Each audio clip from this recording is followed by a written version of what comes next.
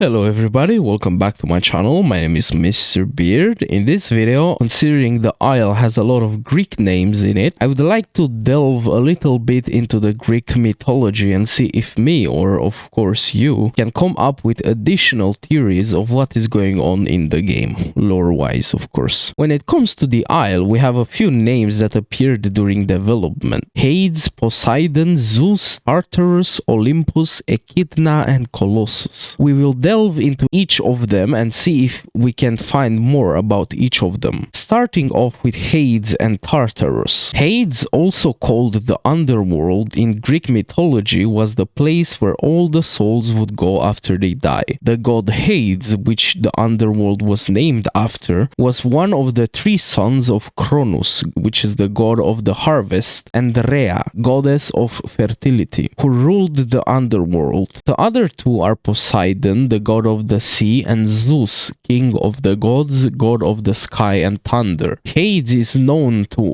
only leave the underworld in case of an emergency where his presence was needed together with the other gods, but he spent his time mostly in the underworld, in his palace that was basically Olympus for the underworld. Hades also had three sisters named Demeter, goddess of the harvest, Hera, queen of the gods, and Hestia, virgin goddess of the heart. After a person would die when their fate came to an end and Thanatos, the god of death, took their lives from them, their souls would be guided to the ferryman of the underworld by Hermes, the messenger of the gods, son of Zeus and Maia. After the souls reached the ferryman, also known as Charon, they in return would guide them to the gates of Hades, where Cerberus, a three-headed dog beast, would guard the gates and let them enter without ever letting them exit. After a soul would enter the gates of Hades, they would come in front of the three judges of the underworld, Radamanthus, Minos, and Aeacus. These three would decide where a person would end up. Now, let's get into Tartarus. The three judges of the underworld could send a soul to three different places. The fields of Asphodel, a place where most souls go after they die. It is a place where they roam around for eternity like zombies, not dead but not alive. Just corpses walking around, simply existing. Elysium and the Isles of the Blessed. This is a kind of heaven for the heroes that once walked the earth, the ones that dedicated their lives to the gods, people who would also be called legendary heroes. Depending on what sources you read, Elysium and the Isles of the Blessed could be the same or different places. And of course at the end there's Tartarus. Tartarus originally was created in chaos when everything was formed,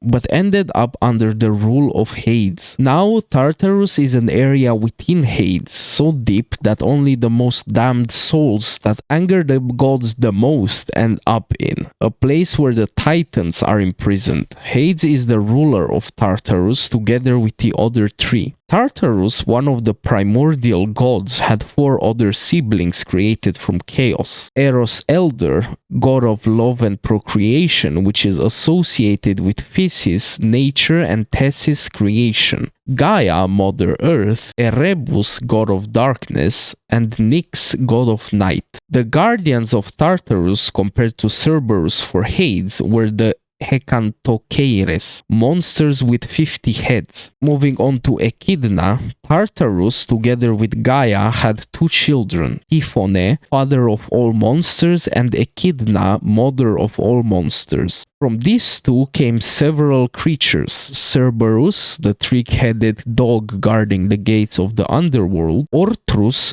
two-headed dog owned by the giant Geryon, Colchian dragon, guardian of the golden fleece, Chimera, part lion, part goat with a snake-headed tail, Hydra, many-headed sea serpent, and Sphinx, body of a lion, face of a woman, wings of a bird. As we can see, Echidna is the mother of all these monsters, and the mother of the infamous Cerberus, the three-headed dog that is Hades' pet in the underworld, the dog that Hades spent a lot of time with. Moving on to Poseidon and Zeus. Gaia and her son Uranus, father Sky, which she created without help, had many other sons and daughters. But the ones that stand out are Cronus, god of the harvest, and Rhea, goddess of fertility. These ones ended up having the gods mentioned above: Poseidon, Demeter, Zeus, Hera, Hades, and Hestia. Poseidon, god of the sea, is the second most strongest son of Cronus and Rhea, who rules the seas. He, together with the Nereid Amphitrite, goddess of the seas, had Triton, messenger of the seas. Zeus was the most powerful son of Cronus, who ended up overthrowing his father and becoming the king of the gods, eventually ending up having 3 kids with Hera, his sister. He also had other kids as well with different women. Some of the kids are Hermes, son of Zeus and Maya, the messenger of the gods that brings the souls of people towards Hades; Apollo, son of Zeus and Leto, god of the sun, the arts and medicine; Artemis, daughter of Zeus and Leto, goddess of the moon and hunting; Athena, son of Zeus and Metis, first wife of Zeus, goddess of wisdom; and Persephone, daughter of Zeus and Demeter. Hades ended up kidnapping Persephone by tricking her and bringing her into the underworld. He treated her as his equal, and she ended up becoming the queen of the underworld. Moving on to Colossus. Colossus in Greek mythology comes from the colossal statue that was built for the sun god Helios. Helios was the son of Hyperion, god of light, and Theia, goddess of the ether. These two were also the creations of Gaia and Uranus. Helios's uncle is Cronus. Moving on to Olympus. Olympus is basically the home of the Greek gods. Just like Hades, the underworld is the home of Hades, the god of the underworld. Final words on stuff. Now I told you a little bit about each of the Greek words we heard about in the Isle. Now let's talk about theories and stuff, which is going to be fun. I'm going to talk freely from now on, so yeah, bear in mind with me. The first theory I want to talk about that came to my mind when I was doing this research is that Dondi once said that Apollo engineering started off with botany, right? Well, as we know, Cronus, which is the son of Gaia and Uranus, is the god of the harvest, basically, you know, botany and stuff. So, you know, Apollo engineering started off with botany, just like Cronus was the god of the harvest. But when Gaia and Uranus made Cronus and Rhea, basically Uranus, the father of Cronus, the god of harvest, banished the Hecatoncheires, the monsters with 50 heads in Tartarus. Cronus didn't like this and basically overtook Uranus, in simple terms talking, and killed him, and now Cronus basically did the same with the Hecatoncheires, the monsters with 50 heads, and also banished them in Tartarus. Now the prophecy says that, well, the story, prophecy, whatever it is, says that Cronus is also going to be killed by one of his sons, just like he killed his father for doing the same thing to the monsters with 50 heads. When Cronus and Rhea, his sister, had kids, the Olympians, basically Cronus and Rhea were titans and the Olympians were the sons of these.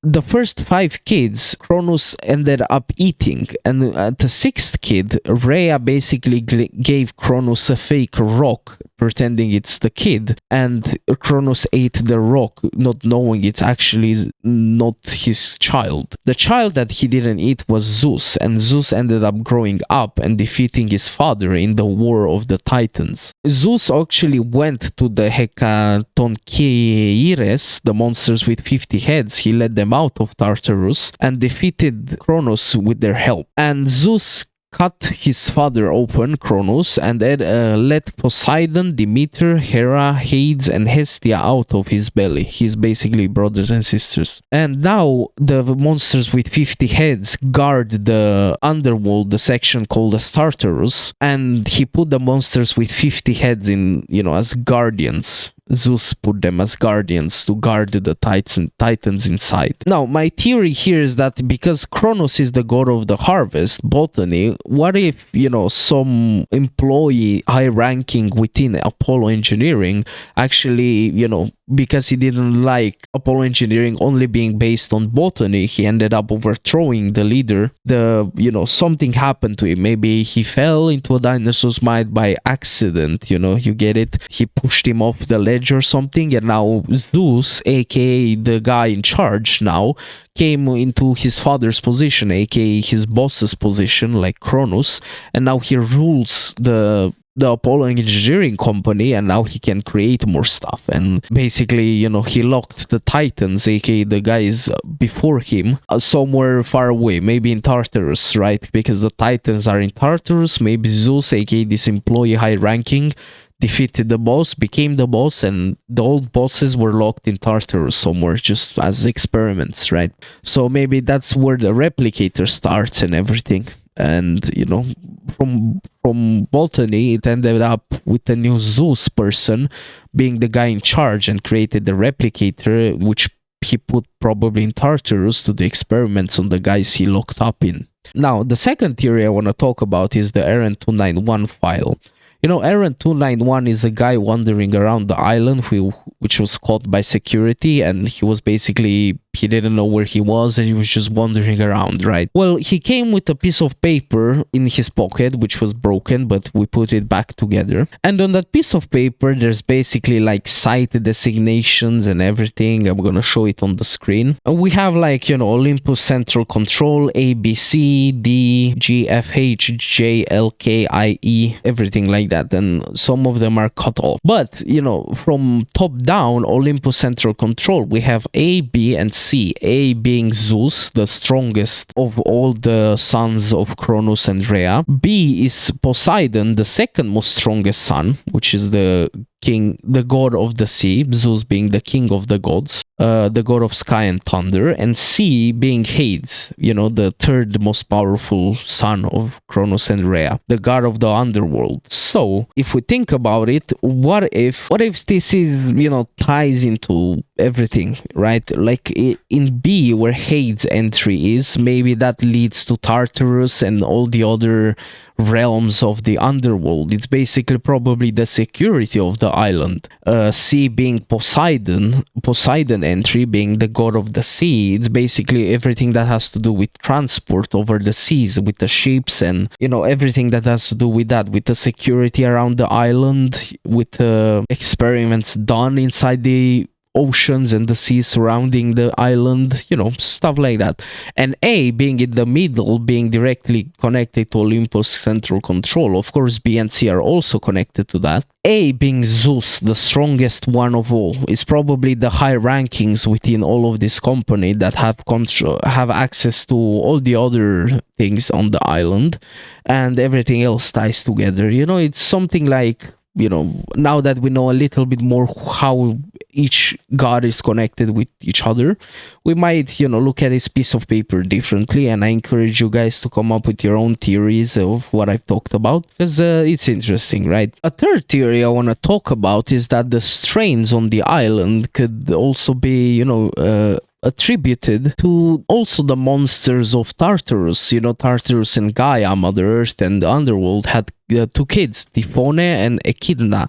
And these are the father and the mother of the monsters in the underworld. And together they made, Cerberus, the Sphinx, the Hydra, all of these. And basically, in Tartarus, maybe the strains are created, the abominations that, they're not supposed to be on the earth.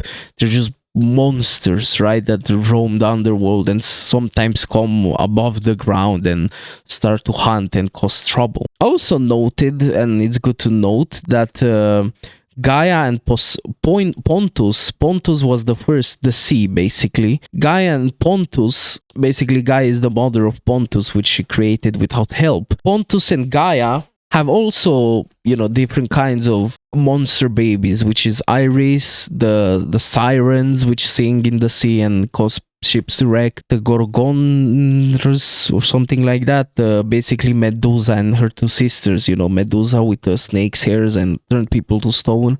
Those are also creatures created by Gaia and Pontus. Gaia and Tartarus made the monsters in the underworld. and Gaia and Pontus made monsters in the sea, basically. And Gaia and Uranus, the sky, also made the monsters with 50 heads and everything. So, these gods kind of create a lot of stuff, like all kinds of monsters. And my theory is, what if, Tartarus has specific strains closed into it, and if we ever see strains in the oceans and seas around Gateway, maybe they're going to be attributed not to Tartarus, but created with Gaia and Pontus, the sea and Mother Earth, that created these creatures, right? My final theory I want to talk about is a picture shared with the community by the developers, and Rumpel, fellow lore enthusiast, asked Dondi if this is relevant to anything. And Dondi basically said it is until it isn't, right?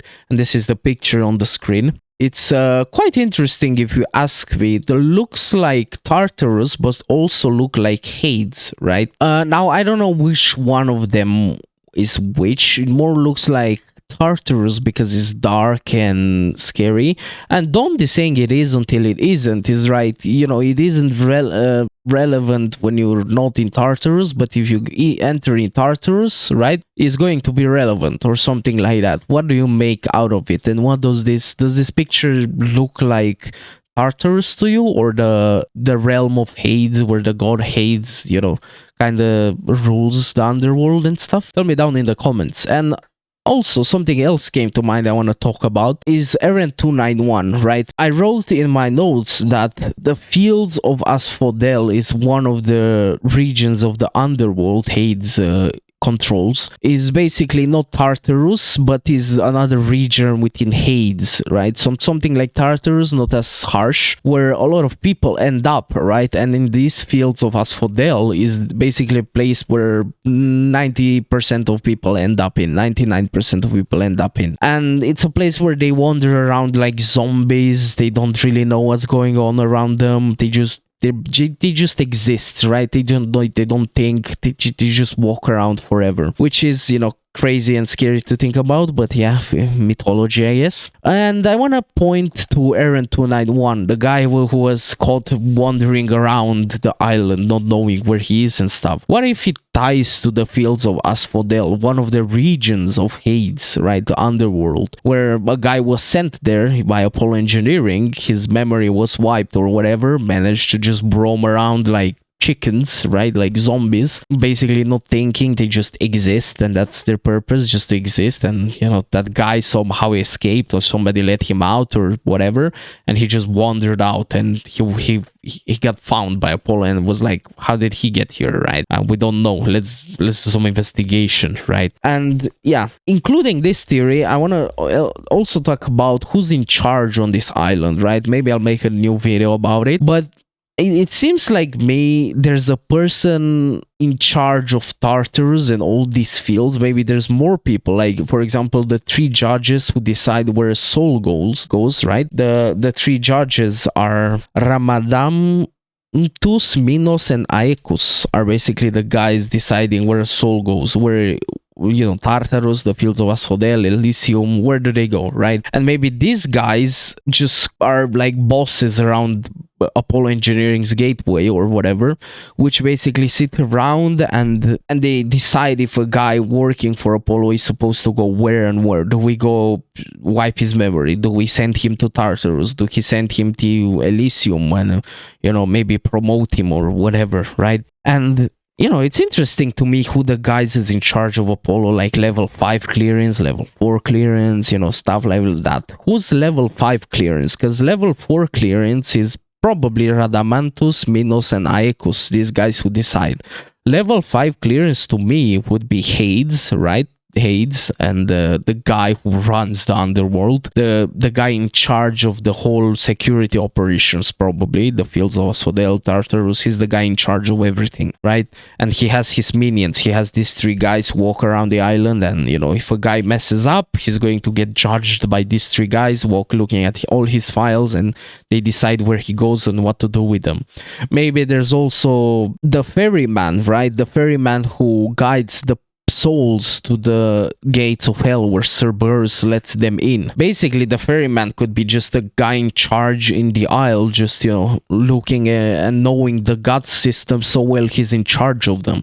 So if somebody has to be transported from there to there, he's gonna come and be like, okay, oh, get in this car, I'm gonna go with you where you wanna go, or where I have to take you, right? Maybe I'm taking you to Tartarus, and then Cerberus, maybe another guy in charge, or a person, or whatever that is, just, you know, lets you in and never lets you out and stuff like that, which is interesting to think about. This is basically all I wanted to talk about. Maybe I'll make another video about the guys in charge of the island. So yeah, thank you guys for watching. It was me, Mr. Beard. I'll see you in the next video, and yeah, happy hunting. See ya, boyos.